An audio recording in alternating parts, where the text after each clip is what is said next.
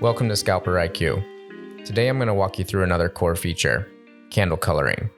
While it looks simple on the surface, it's actually one of the more powerful visual cues that we offer in our toolkit. Traditionally, candles are colored based on their open and close values. That means that if a candle closes higher than it opened, it's colored green. And if the opposite is true and it closes lower than it opened, it's colored red. Typically what you see is the higher your time frame, the less back and forth you get between candle colors. The smaller your time frame, the more back and forth you get, even if the overall trend is still in one direction. Let's go ahead and put ScalperIQ on the chart and see how it handles candle coloring.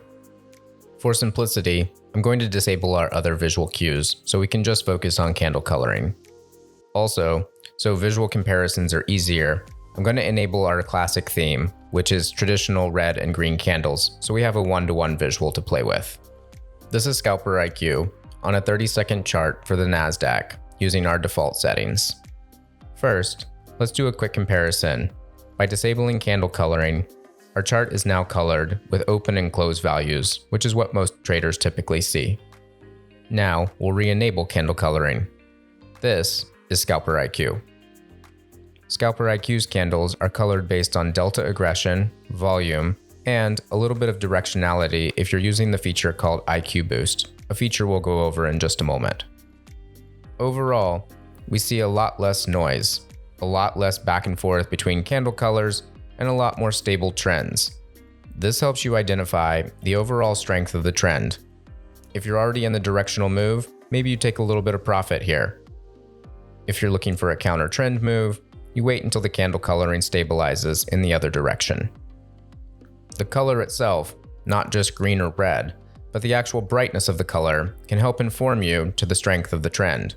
An extremely bright color means that that side has control of the aggression, the volume, and the directionality.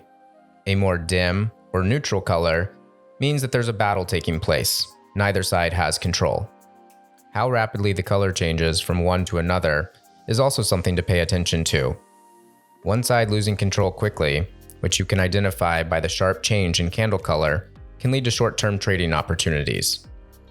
Now, let's take a look at a few of the settings that you as the user have control of when it comes to candle coloring in ScalperIQ. The first setting is IQ Boost. I'm going to disable it so we can see what it was doing. You'll see that when we disable it, our candle coloring looks slightly different than it does when it's enabled. What IQ Boost does is it weights directionality using our proprietary algorithm so that candle coloring aligns more closely with market direction. With IQ Boost disabled, candles are colored just based on aggression, which doesn't always align well to market direction. The next few settings are purely visual. Let me disable our custom theme for just a moment so I can show you how custom candle coloring works. Although we have custom themes that you can choose from, you're also able to build your own. Now that I've disabled custom themes, these two custom color pickers are now available to us. Simply pick a color for your positive candles, and pick a color for your negative candles. For now, I'm going to go back to our custom theme. Next, we have enable or disable candle coloring. You can disable it so that candles aren't colored using ScalperIQ. This allows you to use whatever candle colors you have defined in your platform, while still using the other visuals that ScalperIQ has to offer, like exhaustion markers, delta zones, and delta pivots. Next, we have averaging period. This is how many bars we're using to make the calculation to color the candles. The default setting is 50, but you can change it to other values. Higher values will produce more stable color trends, but will be a little bit slow to react. Lower values will be more responsive, but at the expense of more noise. As an example, I'm going to reduce this value to 25 so that we can see what it does to the candle coloring on our 30-second chart. So we can see here that we have greater responsiveness at what ended up being the low of the session.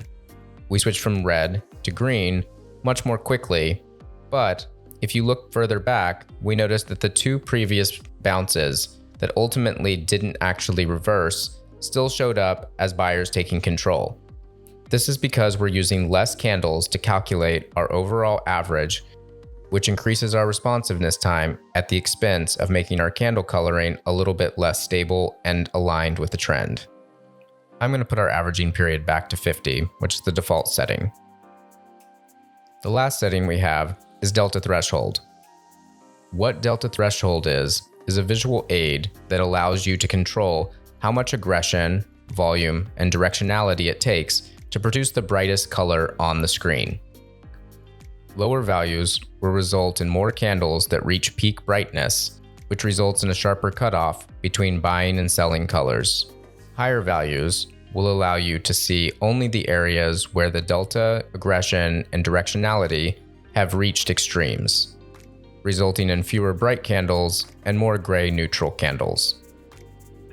Delta threshold is another way to cut out visual noise. Higher values cuts out all of the in-between areas that become neutral when no one is really in control, and helps you focus on just the areas where the market is starting to push an extreme. If you still have questions, there's a link in the description to our full documentation on candle coloring, or you can join our Discord and ask your questions there. Thanks for joining us. Happy trading.